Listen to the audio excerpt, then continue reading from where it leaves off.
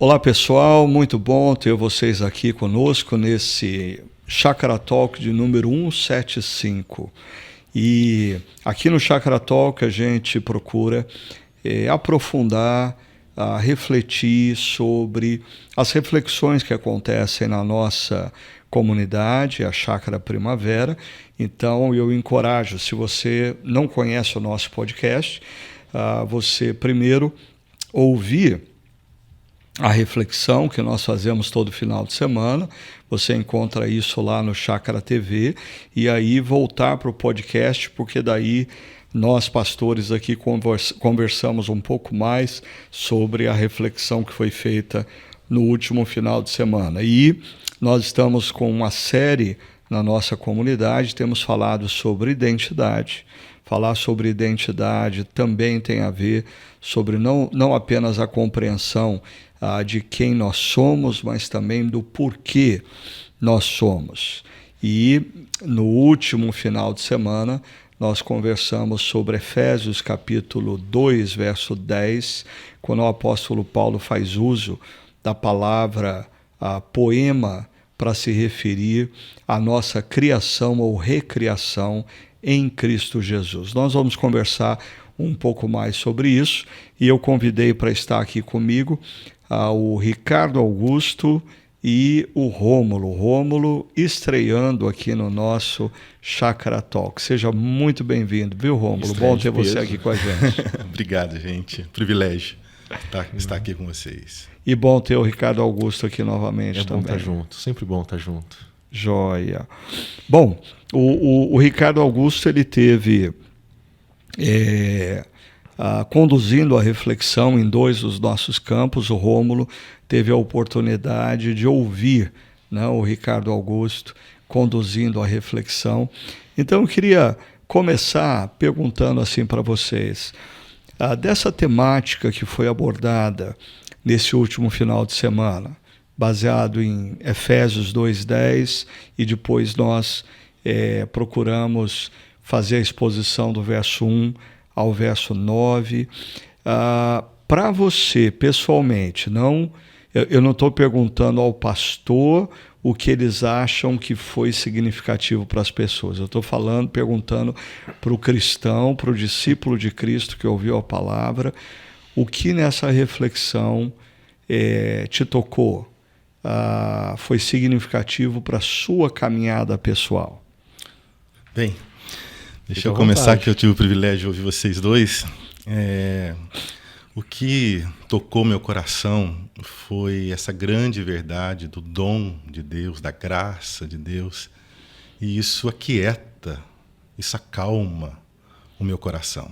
Acalma o coração dos cristãos. Uhum. Porque a ênfase ali é na história que Deus está escrevendo, que é boa, que é perfeita, que é agradável, que é confiável. Ou seja, que segurança que nós temos em Cristo e pela obra do Cristo. Então sempre é muito bom ouvir essa mensagem do agir, da obra do Cristo. Então, para mim, como seguidor de Jesus, foi mais um aquietar do meu coração.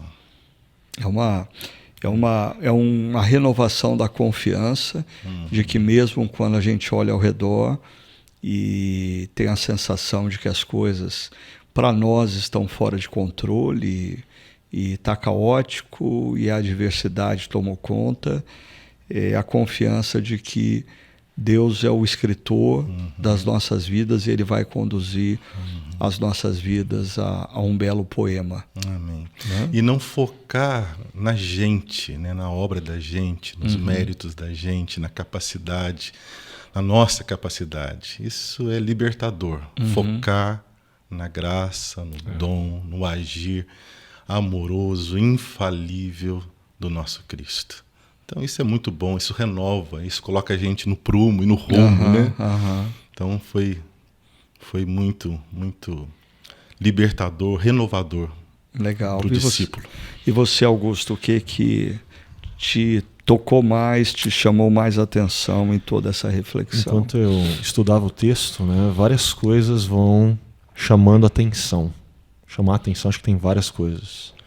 Mas aquilo que bateu mais fundo no coração é que, para mim, durante todo o processo foi inevitável perceber que Paulo está frisando o que Deus fez e que, portanto, quem nós somos diante daquilo que Deus fez. Uma realidade já conquistada, algo já certo. Somos poema de Deus, somos obra-prima. Deus agiu em Jesus em nós, né? Através de Jesus em nós. Mas aí, assim, aquele olhar sincero para si mesmo, né? A gente tem coisas que tem que ajustar, a gente tem coisas que tem que crescer, que tem que melhorar. E aí, em todo o estudo do texto, um versículo que não está em Efésios me vinha no coração. Quando Paulo diz em Filipenses que aquele que começou a boa obra é quem vai completar. Então, assim, a gente já é poema de Deus por conta do que Deus fez em Jesus. Mas Deus ainda está agindo na nossa história, dentro da história, ajustando essas linhas tortas, essas linhas assim desencontradas, palavras que precisam ser lapidadas. Mas a gente tem certeza, tranquilidade, de que no final da história, essa boa obra, essa obra-prima que Deus sonhou desde a eternidade vai estar plena, 100%. Então esse texto me lembrava desse texto de Filipenses. Para mim, assim, toda essa reflexão traz muito ao meu coração o desejo de olhar para trás e perceber o que Deus fez na minha vida, né? Assim, eu não canso de dizer que Deus fez imensamente mais do que um dia eu poderia ter pensado. Deus fez imensamente mais do que qualquer coisa que eu pudesse merecer, e eu não merecia nada, né? Assim, tanto o meu início de vida numa família muito simples, né? Aí como Deus foi conduzindo a minha vida e trouxe até aqui. Então, para mim é uma verdade muito grande essa expressão de que Deus é especialista em pegar linhas tortas e transformar numa linda e bela poesia. Porque, para mim, assim, Deus fez isso na minha vida, tem feito isso na minha vida, né? E isso foi muito forte durante toda a reflexão, o preparo da mensagem, a apresentação da mensagem. Eu lembro de uma vez, Ricardo, que você compartilhou que quando você olhava para trás na sua história, você usou 2 palavras para descrever como que Deus agiu, né? Você falou que Deus foi mais generoso do que você poderia pensar, mas você usou uma outra palavra que eu gostei muito. Você falou que Deus foi mais criativo do que você jamais poderia pensar. Deus é esse artista sem igual que vai fazendo um poema e não é clichê o que ele faz, né? Assim, ele faz com uma criatividade, ele faz com detalhes, com uma generosidade que marcam a história. Acho que todos nós, quando a gente olha para trás, a gente tem que perceber isso, né? E assim, para mim, até eu depois fiquei pensando que eu deveria ter compartilhado de alguma maneira com as pessoas que estavam conosco ali, porque hoje, quando eu olho para trás, eu percebo que até momentos muito difíceis que eu vivi, eles foram importantes para compor a história que Deus está escrevendo, né? Eu mencionei numa reflexão anterior, quando eu vou para os Estados Unidos, um tanto quanto cheio de mim mesmo, orgulhoso pelo que eu tinha conquistado como pastor com 30 anos de idade, e eu vivo uma experiência assim de humilhação, porque eu estava num contexto em que ninguém tinha nenhum interesse em saber quem eu era um terceiro mundista que estava estudando no meio deles por causa de uma bolsa de estudos, e ali eu precisei realinhar a minha identidade à voz de Deus, que eu sou filho amado, mesmo num contexto onde eu não me sentia efetivamente valorizado. Mais tarde, quando eu volto para o Brasil e vou dar aula no seminário de Campinas, e a primeira turma que eu peguei foi a turma do Rômulo, mas o seminário vivia um momento muito difícil, muito difícil. E após a saída do Rômulo, as coisas se intensificaram no sentido negativo, e eu tive que tomar postura de algumas coisas, e eu lembro que aquele foi um momento muito difícil para mim. Foi outro momento de grande humilhação, né? Mas que eu tive que realinhar o meu coração na convicção de que o importante era ser grande aos olhos de Deus e não aos olhos dos homens, né? E aí eu já compartilhei algumas vezes com a igreja quão difícil foi para mim o período aí da pandemia, né? Associado a problemas muito difíceis que emergiram no contexto da nossa equipe pastoral, dentro da chácara, associado a um momento difícil, enfermidade da Sônia, e depois vem o meu diagnóstico de câncer. Assim, e completando, quando a gente volta da pandemia e eu vejo menos de 200 pessoas nos nossos bancos, e a minha sensação é: a chácara acabou, a chácara acabou. Mas todo esse momento foi importante para que eu alinhasse o meu coração com Deus, dizendo, eu não sou o que eu faço, eu não sou o pastor da chácara. O pastor da chácara é Jesus. Eu sou o filho amado que Deus tem prazer, mesmo em situações adversas. Então,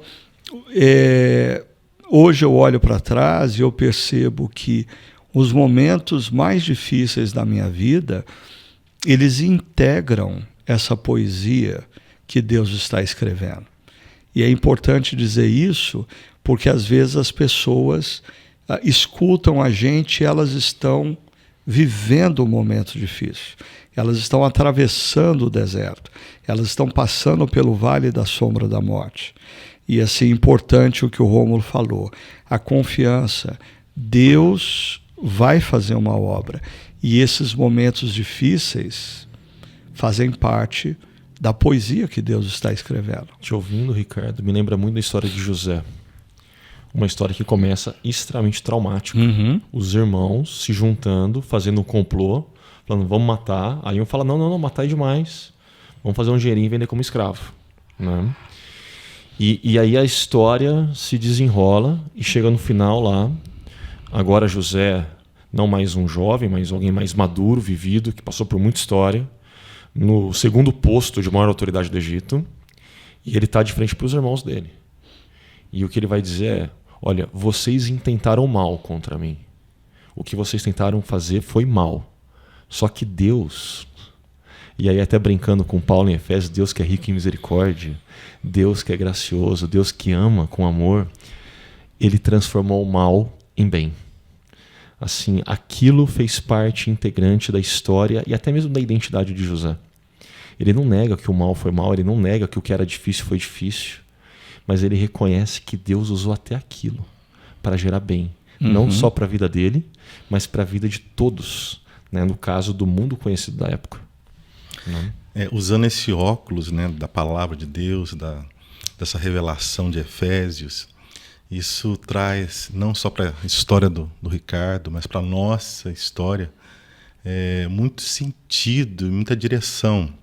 Ou seja, quando vocês falaram de Jeremias, do João, do Cristo, né, nas pregações anteriores, histórias de vida, histórias de graça, histórias que muita coisa, muita dor, mas histórias que tem sempre um início ali, a voz. Uhum. A voz direcionou Jeremias, a voz direcionou João, e aí João mostra que ele tinha um objetivo muito claro, e esse objetivo fez que ele não se perdesse na caminhada da vida, nem quem ele era e no que ele tinha que fazer. Que o objetivo de João era anunciar Jesus, o Cristo. Não era anunciar ele, não era anunciar a história dele, era anunciar o Cristo, o Salvador, o Redentor, né? E a voz criadora de Efésios, que mostra essa voz poética e que está construindo essa obra-prima, que é a vida do Ricardo, que é a vida do Augusto. Ricardo também. Ricardo Augusto, a vida do Rômulo. Ele é um Ricardo melhor, ele é o Ricardo Augusto. Eu sou o Ricardo Agreste. Então, é que a gente começa igual, termina igual. O que muda é o meio. É Ricardo no começo, Silva no final, o que muda é o meio. Agreste é Augusto. É interessante como a gente tem... primeira coisa, né, Rômulo? Você citou aí a questão da história. Como a espiritualidade cristã, ela não reside em conceitos.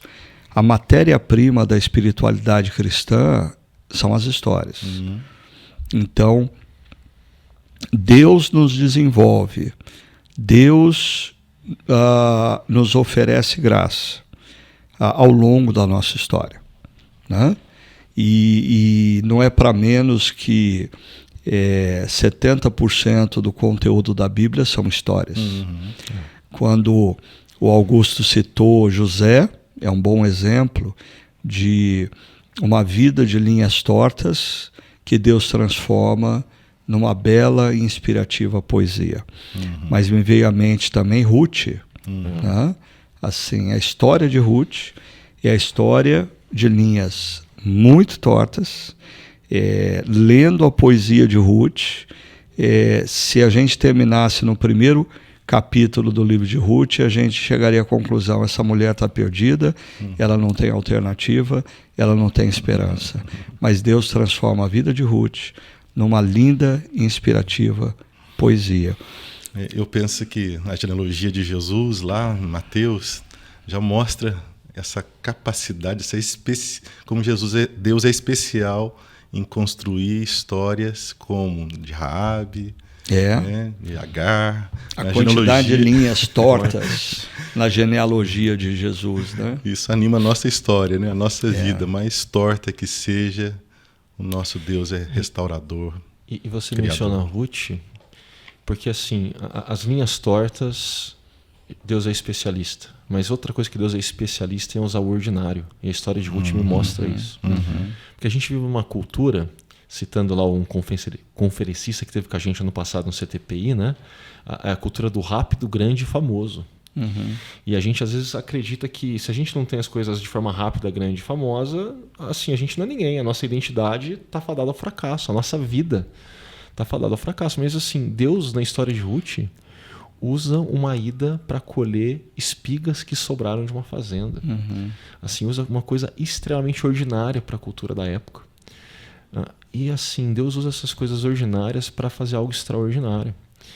Então, eu acho que quando a gente pensa na bela poesia que Deus está fazendo, a gente tem que sim que lembrar as pessoas de que, se você está passando de um momento difícil, de crise, de luta, de linhas tortas, fica tranquilo. Deus é especialista. Mas também fica tranquilo, se você está passando por um momento que aos olhos da cultura não é nada demais, não tem nada de rápido, de grande, de famoso, é um momento ordinário, fica tranquilo. Deus também transforma isso em poesia. Assim, eu acho que é uma palavra de alento e encorajamento para quem está ouvindo a gente. E nós que atuamos aí como pastores, eu costumo dizer que uma das bênçãos que Deus nos dá como pastores é a oportunidade de conhecermos histórias. Né? Histórias que sempre têm esses elementos. Quando você pega a matéria-prima que Deus usa no início da história, é um negócio caótico. E no final da história, você se surpreende como Deus fez uma obra-prima daquela história que a matéria-prima era caótica, né? E eu creio que vocês certamente têm histórias assim que poderiam fazer menção para lançar luz sobre esse tema, mas assim, eu, para não constranger ninguém da nossa comunidade Chácara Primavera, mas eu conheço muitas histórias que hoje eu olho e falo, puxa vida, como essa pessoa é bela no que faz, como essa pessoa tem uma família bela, como essa pessoa faz algo belo, mas eu que acompanhei as histórias, eu sei que não começou assim. Né? Essa família que hoje é bela, ela viveu momentos caóticos quando Deus começou a agir. Essa pessoa que hoje é gentil, acolhedora e abençoa tantas pessoas, essa pessoa tem um início e uma história de vida marcado pela violência, pela agressão, pela desestruturação. São inúmeras histórias assim. Deixa eu só citar, eu falei que eu não ia citar da chácara, porque eu já fiz menção no passado de duas pessoas muito queridas lá da igreja de Pirituba, o Zé Nunes e o Edson. O Edson foi diácono muitos anos da igreja de Pirituba, e o Zé Nunes, também conhecido como Zezinho, era presbítero. Mas os dois, antes de conhecerem o amor de Deus, o Zé Nunes era técnico de futebol de um time de várzea, que jogava na frente da casa do Edson. E o Edson olhava da varanda o jogo de futebol e ele tinha uma profunda raiva do Zé Nunes. Ele dizia, se um dia eu passar num lugar meio escuro e eu encontrar com esse baixinho encrenqueiro, aí eu vou dar um tapa no meio da cara dele e ele não vai nem saber o caminho de casa. Ele tinha assim uma bronca gratuita do Zé Nunes. E aí o que aconteceu? Deus alcançou o Zé Nunes se tornou um dos líderes da igreja, Deus alcançou o Edson se tornou um dos líderes da igreja, e assim, o Zé Nunes e o Edson eram conhecidos na igreja como unha e carne.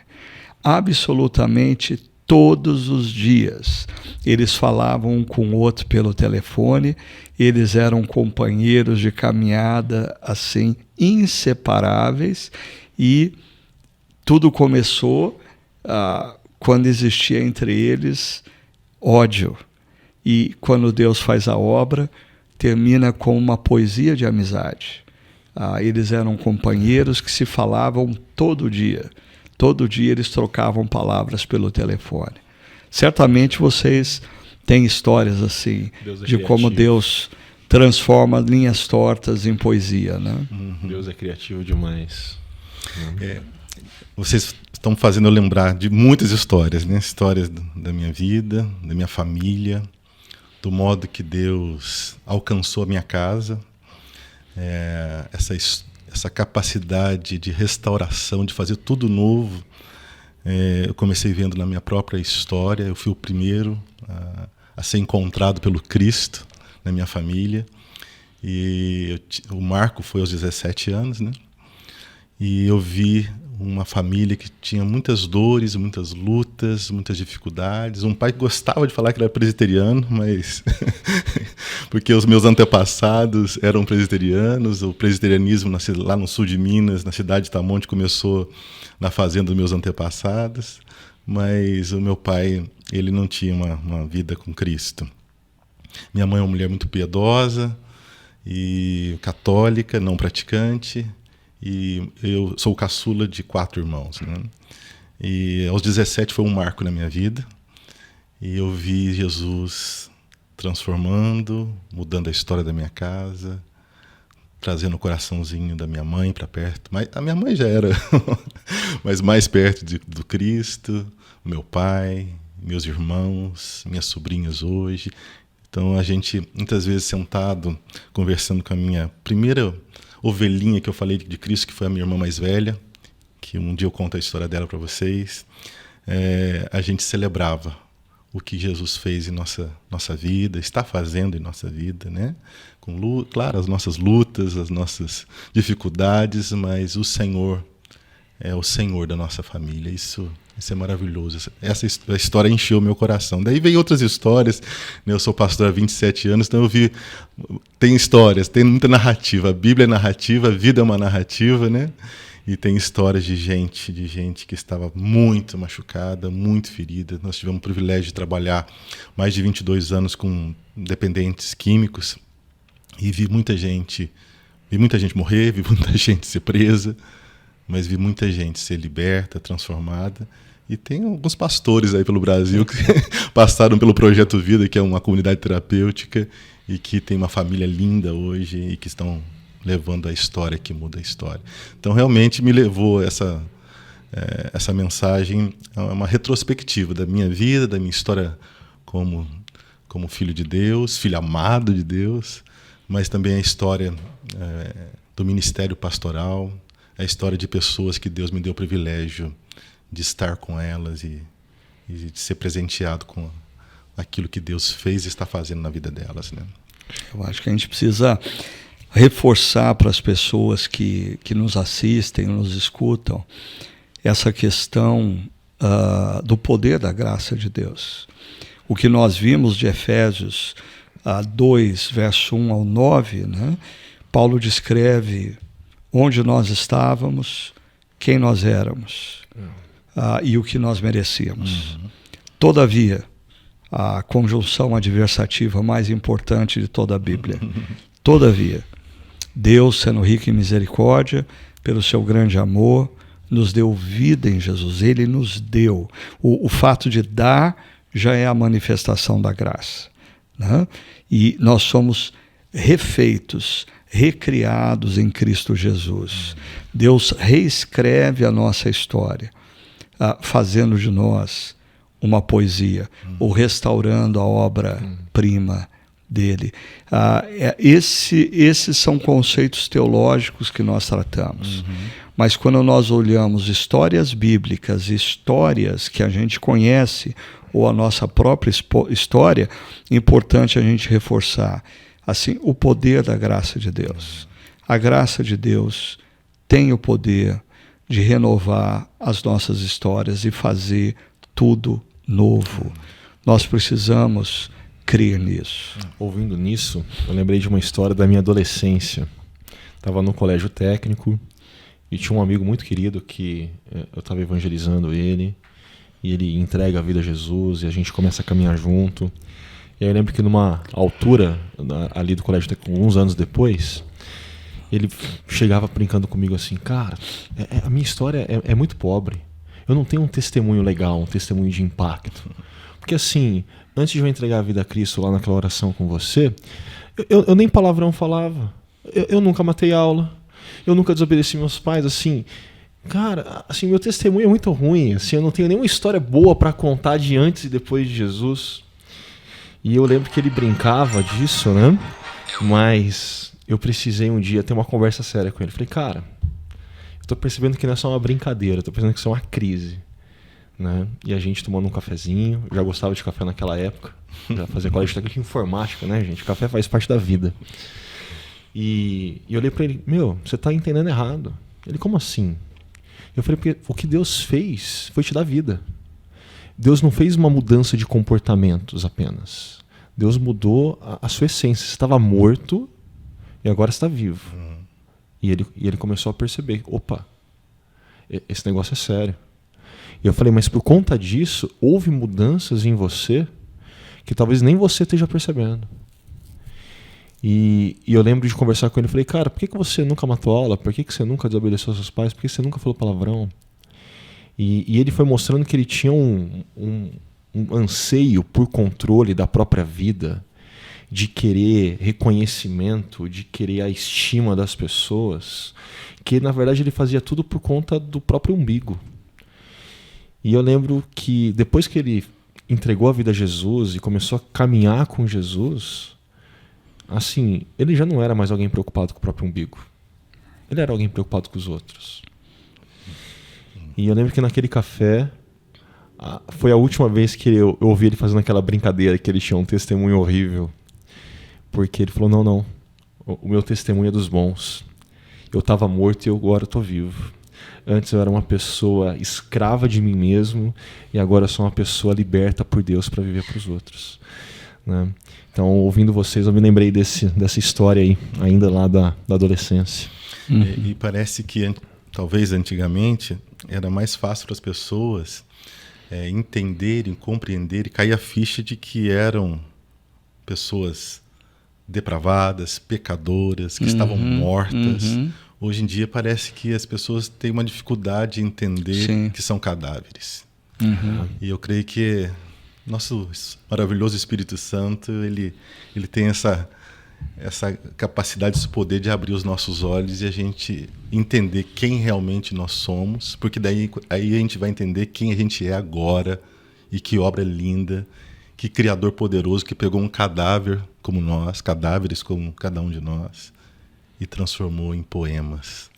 Nós somos imagem realmente e semelhança do Filho de Deus. Eu senti claramente isso, Rômulo, que você está comentando na exposição desse final de semana. Quando eu comecei a ler e falar sobre Efésios 2, de 1 a 3, eu percebi o desconforto de algumas pessoas. Né? Como assim? Como assim essa afirmação que nós estamos mortos, que nós estamos subjugados no nosso pensamento, que a gente está subjugado nos nossos desejos?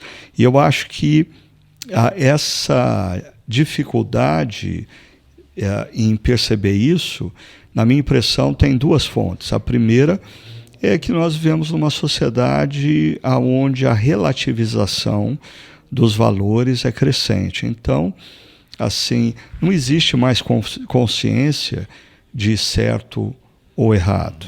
Não, assim, o que é errado para você não é para mim, o que é certo para mim não é para você, e cada um vive da sua maneira. E uma segunda fonte é essa tendência, talvez até com todo esse movimento terapêutico e posteriormente coaching, de ter uma visão otimista do ser humano. Né? Não, o ser humano, no fundo, ele é bom. A gente falou há 2 semanas atrás sobre essa filosofia construtivista. A filosofia construtivista parte de um pressuposto. O ser humano é bom. Quem estraga o ser humano é o meio. Então, se você deixar o ser humano crescer por ele só, ele vai ser bom. Assim, como é difícil para as pessoas perceberem que, assim, uma criança, eu que eduquei e criei 3 filhos, assim, a maldade já vinha no pacote, veio assim, já instalado, é software original, né? Eu não precisei ensinar os meus filhos a fazerem coisas erradas, eu precisei insistir para ensiná-los a fazer coisas certas.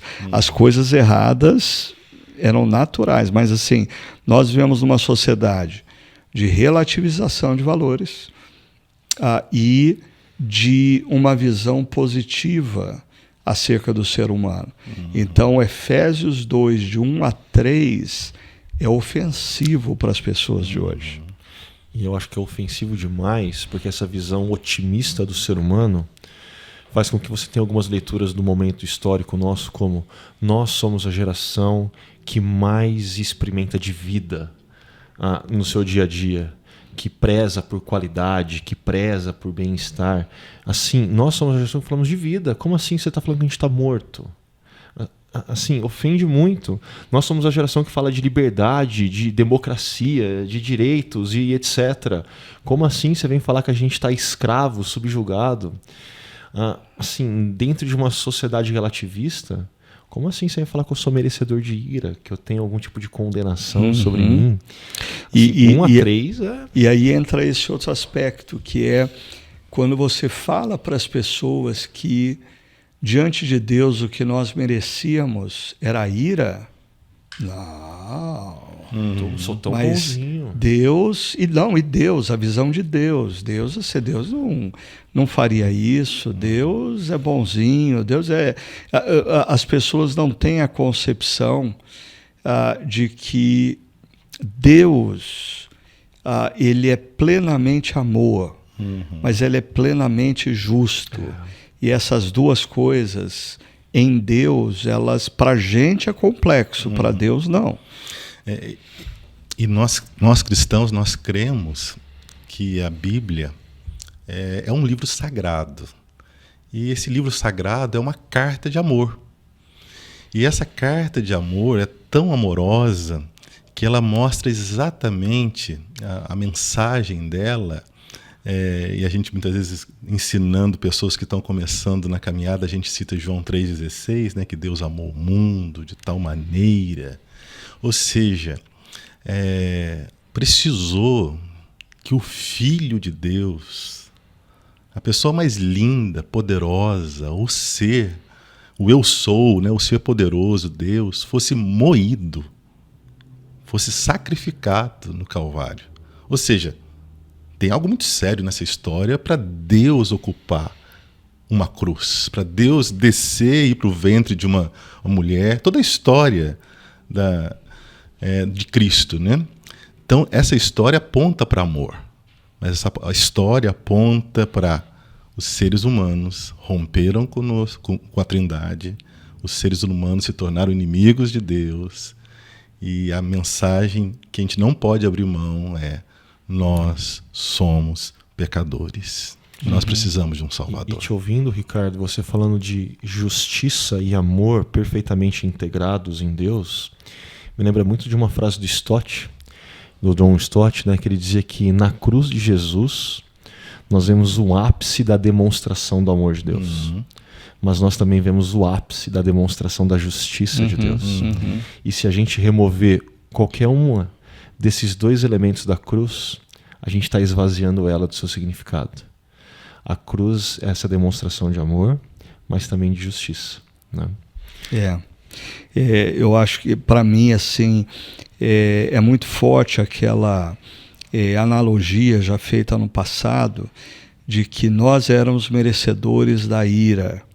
E eu até fiz alusão na reflexão de que se nós clamássemos para que Deus fizesse justiça, o que cada um de nós ia receber era um raio na cabeça. Né? Mas dentro dessa imagem, Jesus na cruz se tornou para-raio. Ele atraiu sobre si toda a ira que deveria recair sobre nós. Né? Então, você me lembra uma história. Há muitos anos atrás a gente ia numa cidade perto de Três Corações, chama São Tomé das Letras. E está lá no alto da serra, bonita, mas é uma cidade que infelizmente foi consagrada para algumas situações muito tristes e envolve muita droga. E lá tem uma festa que São Tomé das Letras deve ter hoje uns 6 mil habitantes. Na festa ficavam umas 30 mil pessoas. E lá a gente fazia um trabalho de evangelismo naquela cidade de São Tomé das Letras, né? E teve foram vários anos a gente falando de Jesus, fazendo um trabalho evangelístico lá. Mas teve um dia, um domingo, mais ou menos às 11 horas, depois de uma madrugada de muito evangelismo, de muita dor, de histórias boas, mas histórias muito tristes, de muitos jovens drogados. Enfim, pensa numa situação muito feia, multiplica por 1000. Era o que a gente vivenciava lá em São Tomé das Letras. E nós estávamos num local alto, lá tudo é alto, mas um local muito estratégico, perto de uma pirâmide que tem lá. E nós começamos a cantar as velhas canções, como Grande é o Senhor, é muito digno de ser louvado. E foi chegando muitas pessoas. E de repente eu notei que muitas daquelas pessoas cantavam com a gente. Ou seja, tiveram alguma experiência na Igreja de Cristo, né? E ali houve um mover, uma graça do Espírito Santo tocando corações, pessoas se rendendo a Cristo. E teve um momento que eu pude falar para eles de Isaías, daquela profecia que diz que o Senhor Jesus tomou sobre si as nossas dores, né? E eu usei uma linguagem daquele momento, porque ali pessoas já tinham morrido de overdose, né, naquela história de São Tomé. Lá é um lugar alto, pessoas tinham pulado do penhasco porque estavam muito embriagadas ou tomadas por entorpecente, né? E eu então compartilhei que o Cristo, o Filho de Deus, santo, santo, santo, ele sabia o que era uma overdose. Ele sabia o que era a dor de uma moça que teve que fazer um aborto. E comecei a citar todas as dores, né? Então, isso é maravilhoso pensar que o Senhor tomou, foi o para-raio.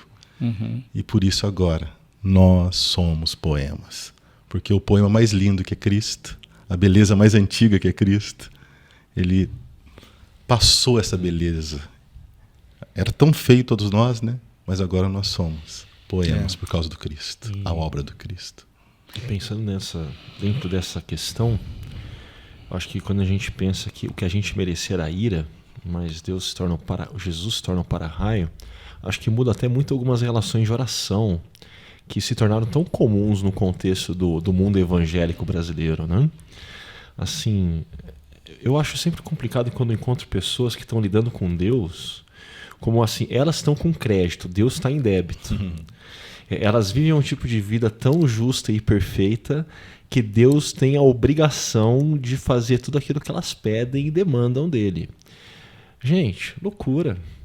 Assim, quando a gente olha para um texto como o de Efésios e tantos outros, a gente tem que se relacionar com Deus com essa consciência desse Pai amoroso que diz que nos ama, mas que nos ama não porque a gente mandou bem, porque a gente é muito bom, porque a gente tem direitos natos de cobrar dele coisas, não. Nos ama porque ele é misericordioso, porque ele é gracioso. O que a gente merecia era castigo. Sim, a gente apronta. A gente toca o terror, né? E aí, talvez a gente está falando aqui da consciência que nós deveríamos ter de quem nós éramos. Verso 1 a 3 de Efésios 2. E talvez a falta de consciência de quem nós éramos e a gravidade disso nos leva a não compreendermos a graça. Né? Porque às vezes a gente diz para as pessoas, mas Deus optou por manifestar na sua vida a graça, e a gente não consegue entender o que é graça. Por quê? Porque a nossa visão de quem nós éramos não é acurada. Então, quando a gente acha, não, mas eu me lembro de pessoas conversando comigo, assim, dizendo, mas por que Jesus precisou morrer naquela cruz? Puxa vida, assim, que judiação, assim, Deus não precisava ter feito isso. Assim, afinal de contas, eu estava quase lá, se ele desse um tempinho, eu conseguia reverter essa situação, não precisava sacrificar Jesus. A maioria das pessoas tem essa visão. Né? E assim, elas se acham boas porque elas, ao longo da vida, sempre que podem, dão uma esmola, sempre que tem uma campanha de Natal na igreja, elas contribuem. O funcionário que passou dificuldade, ela deu uma cesta básica. Né? E tudo isso vai minimizando a nossa, ou vai distorcendo a visão que nós temos de nós mesmos.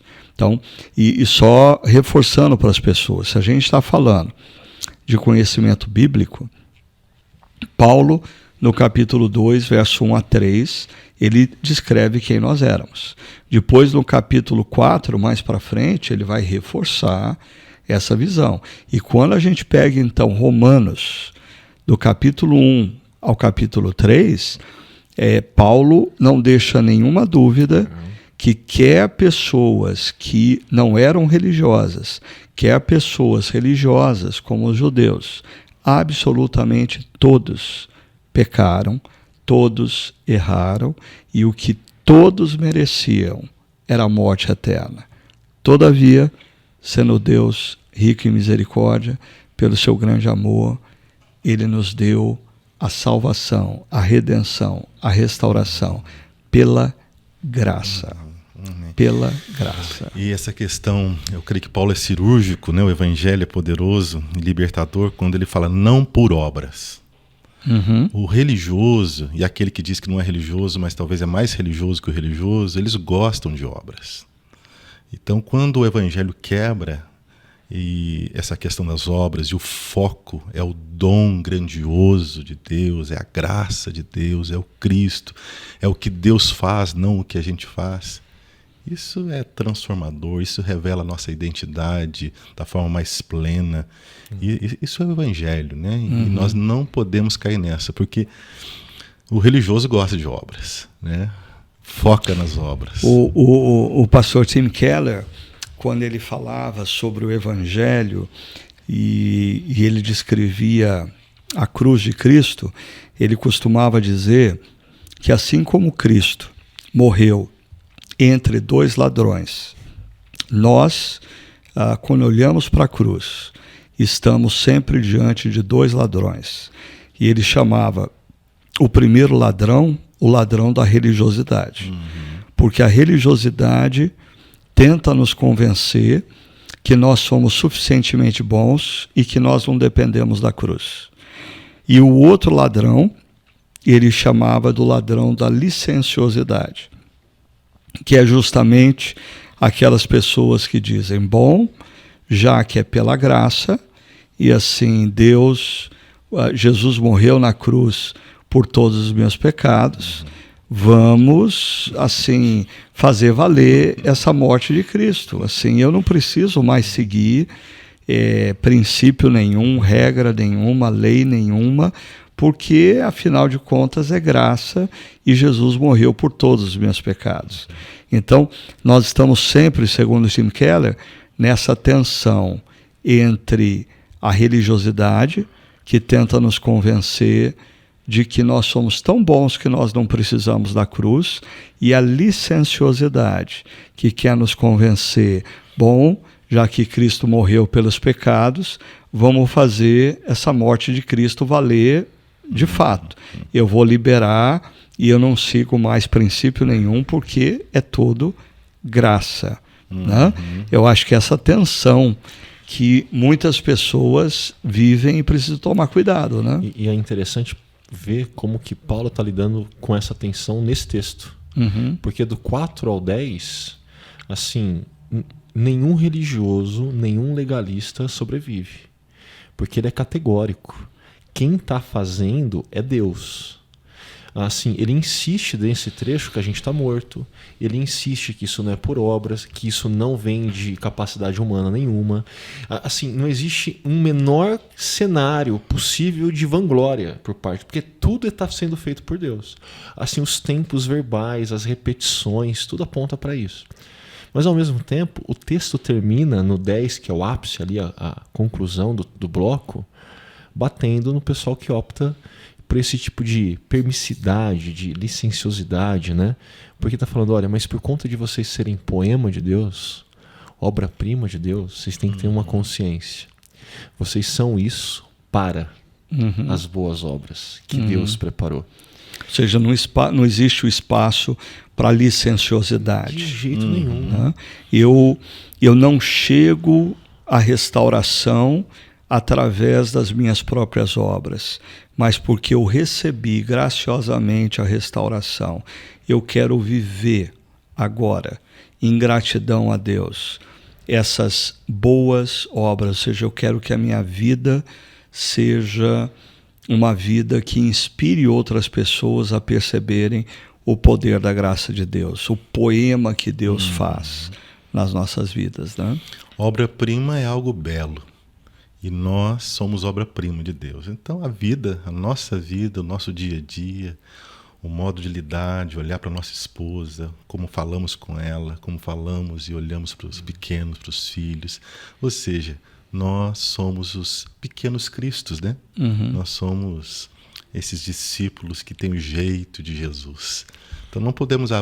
Isso é vida, isso é libertador, isso é a salvação... É o desenvolver da salvação em Cristo. A nossa essa vida vida precisa de demonstrar santidade. beleza, né? Beleza. Assim, as pessoas que estão de fora precisam reconhecer essa beleza. Se de fato Deus transformou linhas tortas em poema, aqueles que estão lendo esse poema precisam reconhecer essa beleza, precisam perceber que o autor foi generoso, foi criativo com a história, que assim ele está fazendo algo belo e que ele tem um propósito. A gente fazia menção ontem também acerca dos Jogos Olímpicos, né? Que a beleza do que o ser humano é capaz de fazer nas diferentes modalidades revelam essa obra-prima de Deus, né?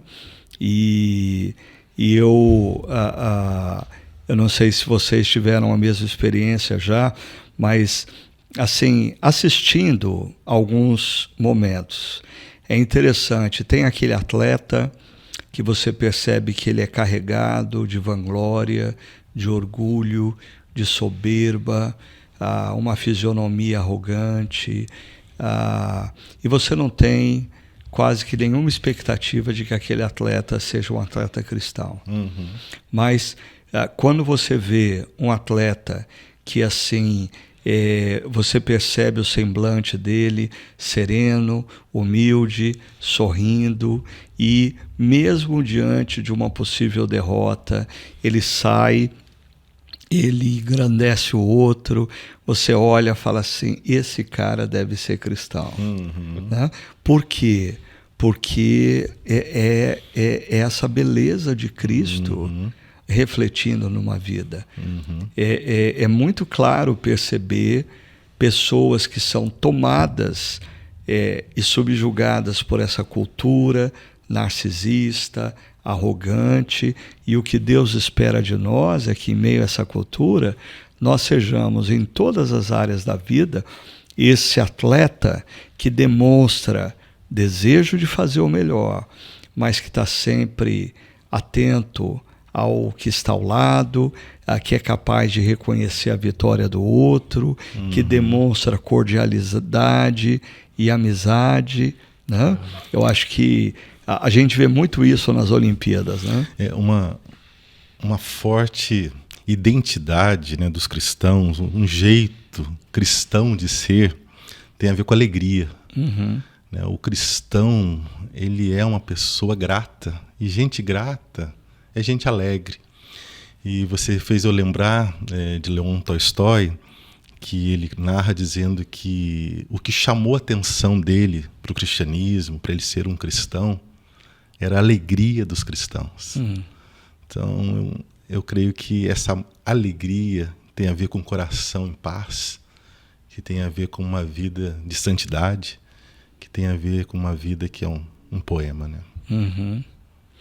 E esse verso que foi mencionado pelo Augusto, o verso 10, diz o porquê Deus fez de nós, ou nos restaurou como obra-prima, para fazermos boas obras, as quais Deus preparou antes para que andássemos nela.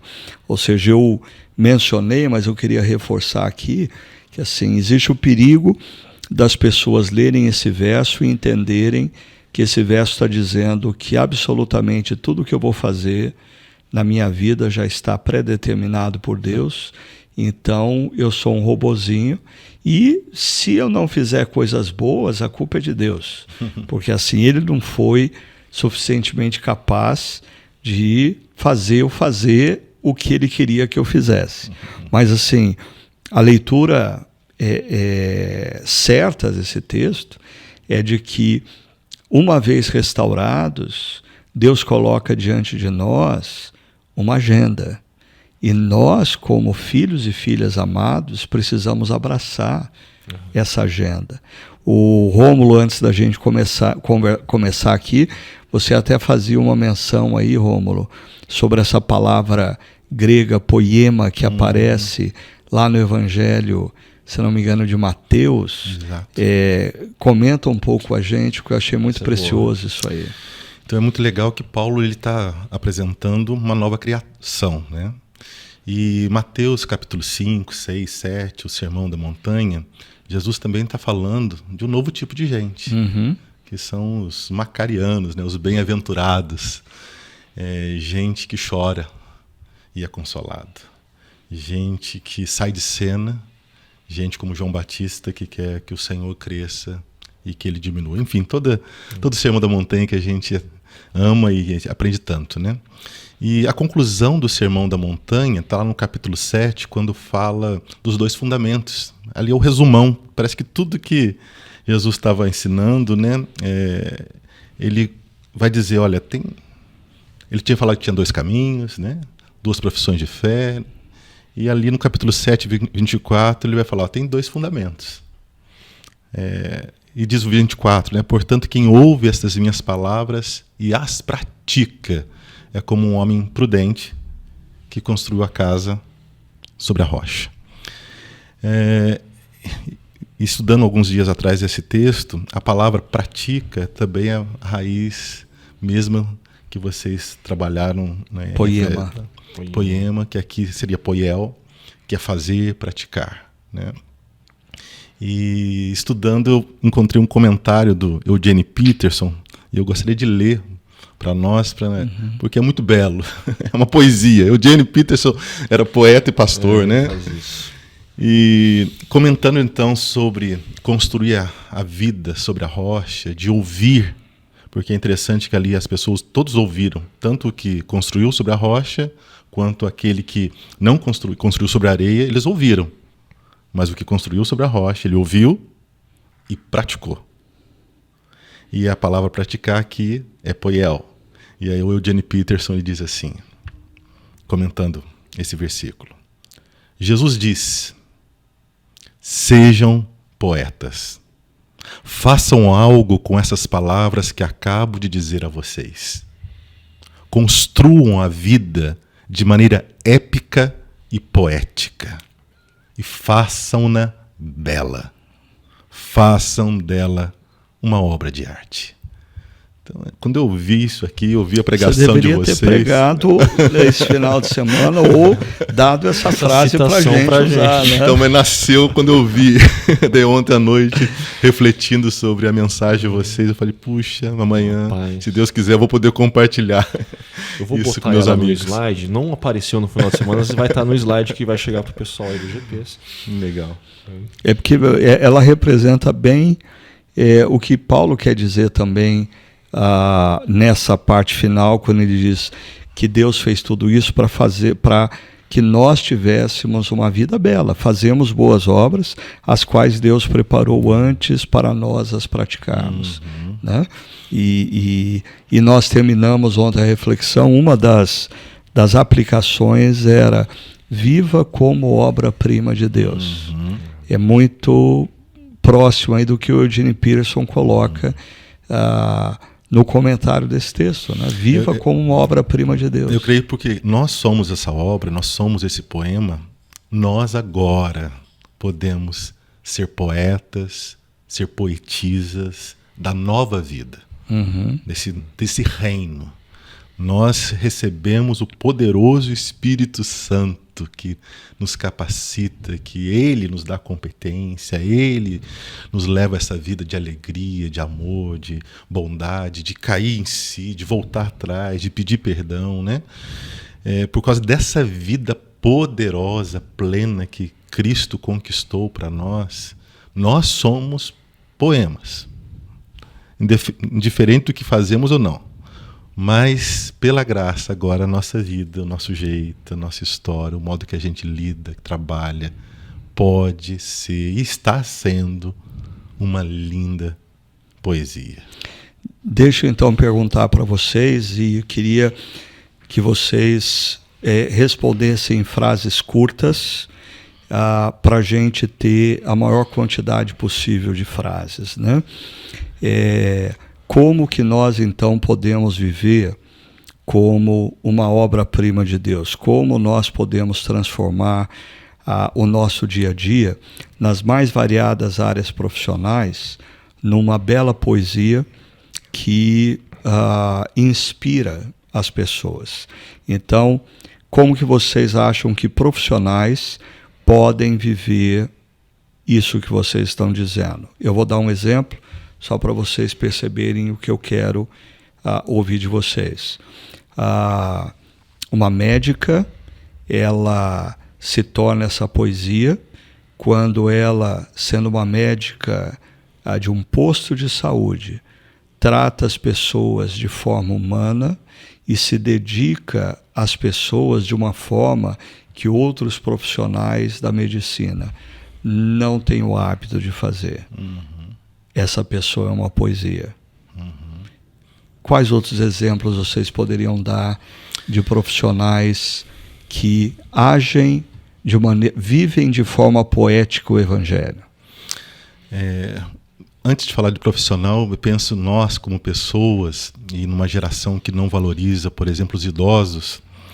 Nós somos poesia quando a gente olha nos olhinhos dos idosos e escuta talvez a mesma história 10 vezes e escuta com reverência. Os valoriza. Os valoriza. Eu penso que a nossa comunidade precisa, a chácara e nós cristãos, a gente precisa resgatar esse valor aos idosos e às crianças. Eu creio que um homem realmente maduro, um grande homem de Deus, é aquele que quando uma criança fala, ele abaixa talvez, ele fica até de joelhos e olha nos olhinhos dela e valoriza, né? Então, isso, como você estava falando, veio essa questão mais pessoal, né? Mas usando aí algo que eu vi muito tempo, né? Porque minha esposa é advogada, eu penso, por exemplo, que um advogado cristão, um advogado que está sendo um poema de Deus, é alguém que realmente luta pela justiça, não apenas essa justiça dos homens, mas a justiça de Deus. E a justiça de Deus tem a ver não com punição, mas com restauração. Ou seja, são pessoas da lei que querem viver a graça. Claro, né, com toda a competência, mas não... O coração, às vezes, de muitos advogados ficam tão embrutecidos, né, tão reativos, e muitas vezes isso machuca tanto eles. Se eu fosse pensar, sem ser nenhuma coisa específica, mas frases curtas, no mundo de mediocridade, seja excelente. Mas vocês ainda estão escapando do profissional, o exemplo prático. Por exemplo, eu tive na construção da minha casa o João da Massa.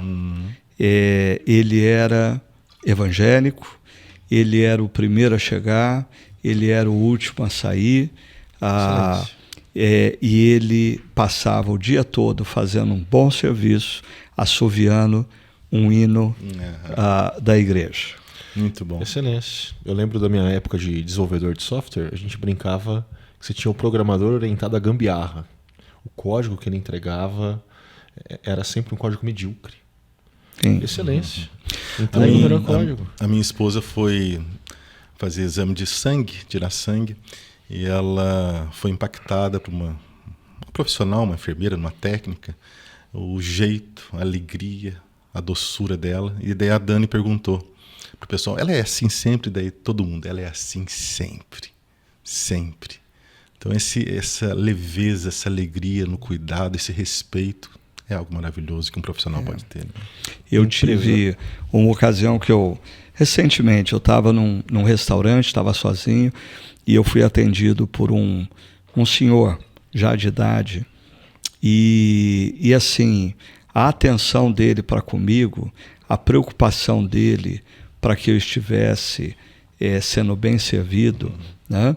Eu lembro que ele era um restaurante que trazia uns pãezinhos caseiros assim, e ele trouxe os pãezinhos como aperitivo, e antes de eu terminar o meu prato, ele trouxe mais pãezinhos, só esse daqui depois você embrulha e leva para casa, né?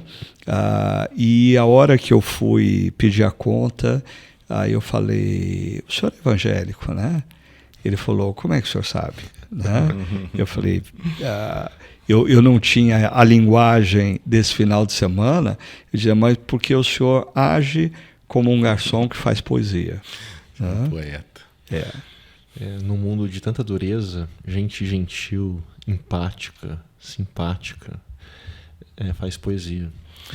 No mundo sem ética, empresários que não abrem mão da ética, para mim, estão fazendo poesia. Ou empresários que, por exemplo, existem empresas, se eu fosse um empresário, dentro desse ranking das melhores empresas para se trabalhar, eu gostaria imensamente de que a minha empresa estivesse entre as melhores empresas para se trabalhar, porque isso revela que os funcionários são valorizados e eles gostam né? Então, eu acho que essa é uma maneira de um empresário fazer poesia. Assim, cuidar dos seus funcionários e colaboradores de uma maneira que eles também percebam valor em estarem ali. Rapidamente contar uma história que esses dias eu vi de um amigo médico lá em Sorocaba.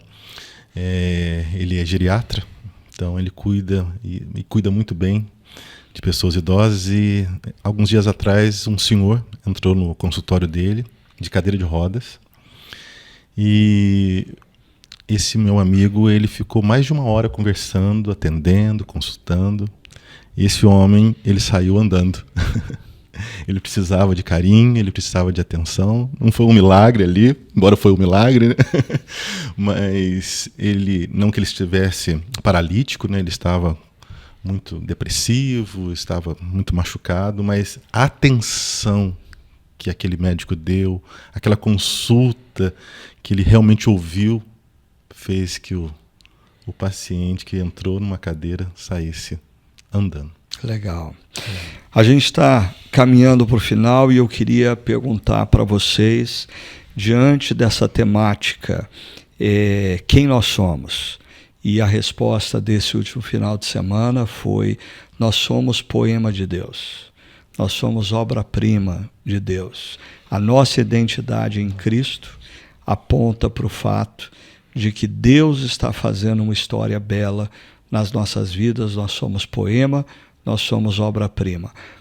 Se vocês tivessem que desafiar os nossos ouvintes a uma coisa específica a partir dessa reflexão, vocês os desafiariam em que direção? Eu penso que cada um de nós precisamos, diante do que nós ouvimos esse final de semana, entender que a nossa maior tarefa é celebrar a nossa identidade em Jesus Cristo. Ou seja, que nós somos filhos amados de Deus e, por causa disso, a nossa vida pode ser vivida de modo épico e poético, como o Eugênio disse. Mas a maior tarefa nossa, eu creio que é celebrar a nossa identidade, essa nova identidade em Cristo. Conversando com as pessoas no final dos encontros, dos 3 desafios do Refletir e Praticar, eu diria que aquele que eu mais precisei repetir foi: deixe-se restaurar pela obra de Jesus. Deixe-se restaurar pela obra de Jesus. Você é poema, você é obra-prima, mas na história Jesus ainda está atuando na sua vida. O Espírito Santo está moldando o seu caráter, quem você é. Então deixe-se restaurar pela obra de Jesus. Joia.